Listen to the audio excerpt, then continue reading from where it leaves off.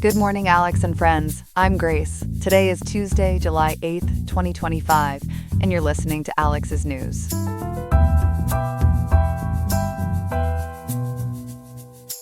The weather in Riverside will reach a high of 94.2 degrees Fahrenheit today, with a low of 65.9. It's certainly a day to seek out some air conditioning or find shade if you're spending time outdoors. Remember to stay hydrated and take it easy in the heat.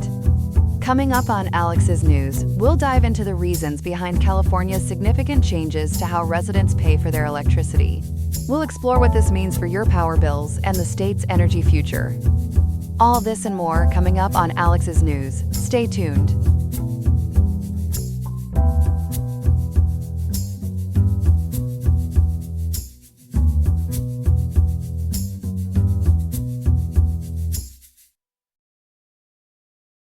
Welcome back.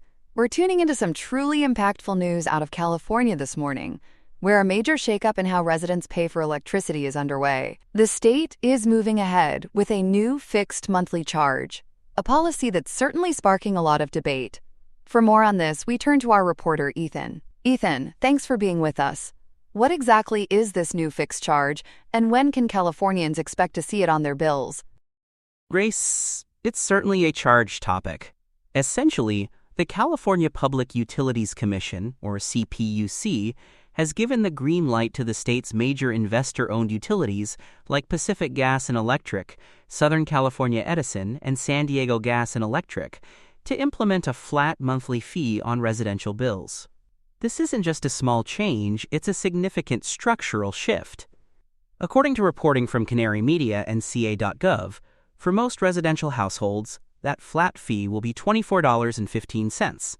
Southern California Edison and San Diego Gas and Electric customers are expected to see this new charge by late 2025, while Pacific Gas and Electric customers will see it early in 2026.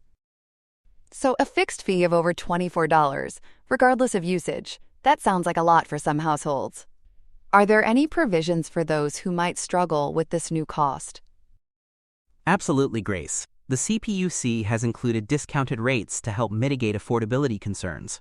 According to CA.gov, households enrolled in the California Alternate Rates for Energy or CARE program will pay a reduced fixed charge of just $6 per month. And those in the Family Electric Rate Assistance or FERA program will pay $12 per month.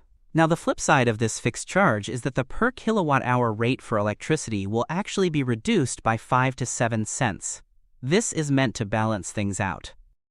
That's helpful for those programs. But why is this happening now? What's the rationale behind such a significant shift in billing, especially when it's so controversial? That's a good question, Grace. This major billing overhaul was actually mandated by Assembly Bill 205, or AB 205, which was passed way back in 2022.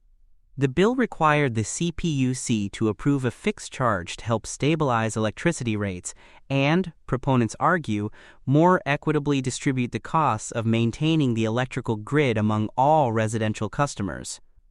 The thinking, according to Canary Media, is that the old system, which recovered most of these grid costs through how much electricity you used, disproportionately burdened high-usage customers, like those in hotter climates who rely heavily on air conditioning. The CPUC says this new structure isn't adding new fees, but simply reallocating existing costs. So it's a reallocation, not an addition. That's an important distinction. But despite the stated benefits, this policy has drawn some pretty sharp criticism. What are the main concerns from opponents? You're right, Grace. The opposition has been quite vocal. A broad coalition of consumer advocates, solar industry representatives, and environmental organizations are strongly against it. One major criticism, highlighted by Solar Power World Online, is that a high fixed charge could penalize energy conservation. If a significant portion of your bill is unavoidable, critics argue, it weakens the incentive to save energy. Another big concern, according to the Union of Concerned Scientists, is that it could disproportionately harm low-income households and those who are already low-energy users, perhaps living in smaller, more efficient homes. Politico Pro even suggests millions of low- and middle-income families could see their bills rise. So it could hit some of the most vulnerable harder. And what about the impact on the solar industry? We know California has been a leader in rooftop solar.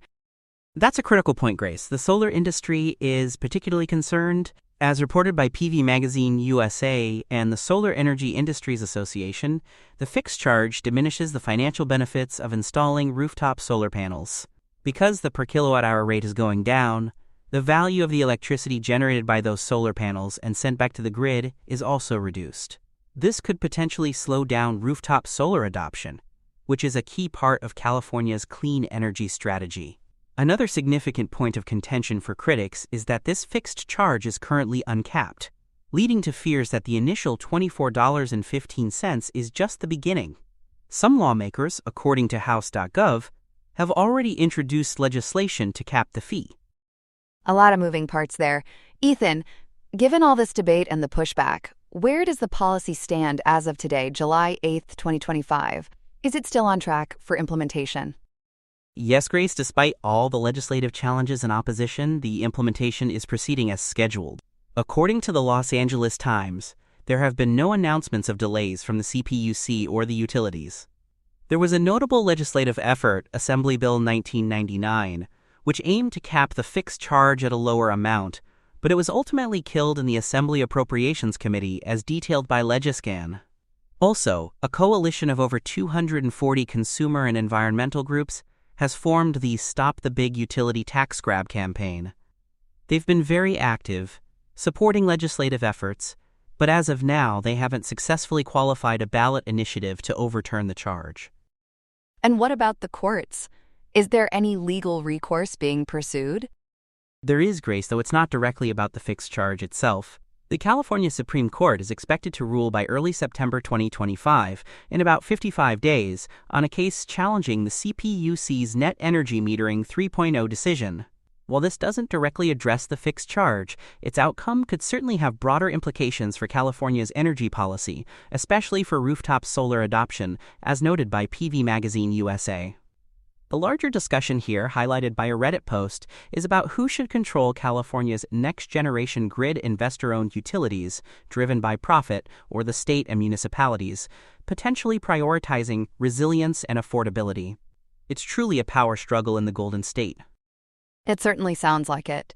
Thank you for shedding some light on this complex issue, Ethan. We appreciate you keeping us in the current on this major energy development. My pleasure, Grace. And that was Ethan, bringing us up to speed on California's new fixed electricity charge. Today's information comes from Canary Media, CAD.gov, PV Magazine USA, WordPress.com, Advanced Energy United, E3.com, Solar Power World Online, SierraClub.org, California Choice Energy Authority.com, UCS.org, PoliticoPro.com, SESCS.org, PoliticoPro.com, House.com, HKLaw.com, Legiscan.com, FastDemocracy.com, TrackBill.com, TrackBill.com, Renewable. Out west, some states are feeling the heat over financial mismanagement of their wildfire funds. A state audit in Nevada has found its Division of Forestry failed to bill for nearly $33 million in reimbursable services between 2020 and 2024. This is a staggering amount for an agency with just a $4.5 million annual budget. The oversight has put a massive strain on firefighting efforts. Lawmakers are now implementing new policies and an automated billing system to get the budget back on solid ground. And it seems this problem is spreading like, well, wildfire. Similar audits in California found state regulators approved utility fire mitigation plans despite serious deficiencies. Meanwhile, in Montana, auditors uncovered a $30 million gap in its wildfire protection funding. In California, the cost of higher learning is getting even higher. Both the University of California and California State University systems are moving forward with tuition hikes for the 2025-2026 school year. They're citing significant state budget cuts and rising operational costs. For the CSU system, that is a 6% annual increase. It will raise tuition by about $366. New resident undergraduates at UC campuses will see their costs rise by nearly $500. The move has sparked protests from students and faculty. They argue it makes public education less accessible. They also point to recent pay raises for some university executives as a sign of misplaced priorities. Advocates for California farm workers are turning up the heat on employers to ensure worker safety. Last year was the hottest on record.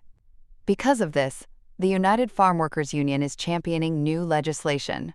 This legislation would make it easier for laborers to receive workers' compensation for heat-related illnesses.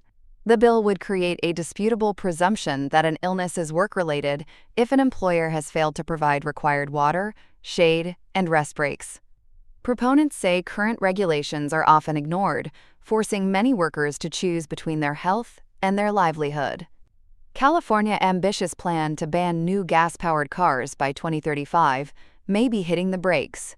After a major surge last year, growth in electric vehicle sales has stalled in 2024. It is now hovering at around 25% of the market.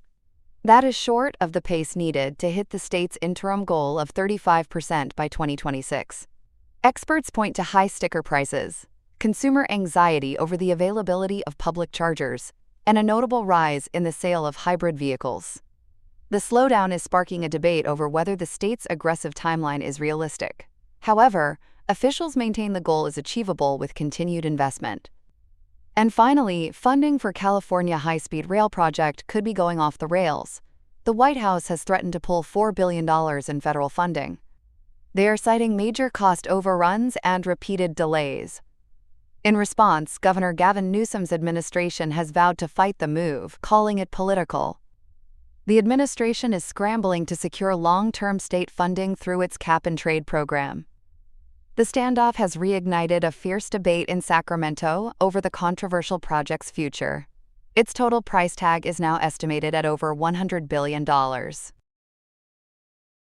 That's all we have for now. Today's episode was made by Alexander King with Claude Sonnet 4.0, Gemini Pro 2.5, Gemini Flash 2.5, and Google Cloud Text-to-Speech. I hope you have a great day.